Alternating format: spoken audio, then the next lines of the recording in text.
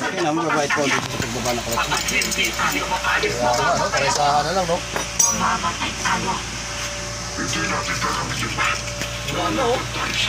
Yes, agad na yan. Agad na, no?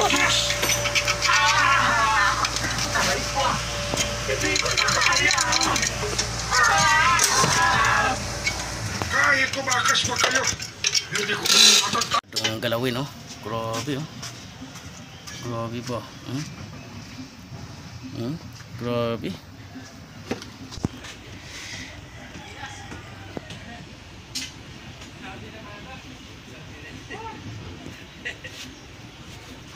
Grabe, ha?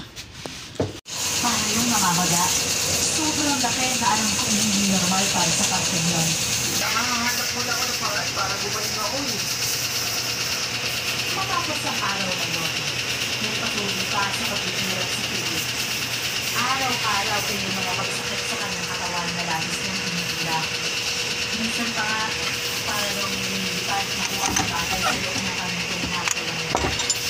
Masakit daw, dahil pag umiinom siya ng tubig, nawawala ng araw. Subalit pagkalipas, tubig na lang ang kanyang iniinom. Dahil nga nagkakaroon na siya ng bukol sa lalamig. Labis ko na itinadluksa ang nangyari kay Philip. Ilang araw din akong hindi lumalabas at nawala ng ganang mabuhay. Hanggang isang tawag mula kay Isay ang aking napatid. Kabit na yung head. Binaklas kahapon. I-cleaning. Ngayon, binumo. Kita naman, ha? Hindi mabilisan yan. Kita mo naman linis, oh. Diba? Oh, katawan, ha? Ano yung katawan yan?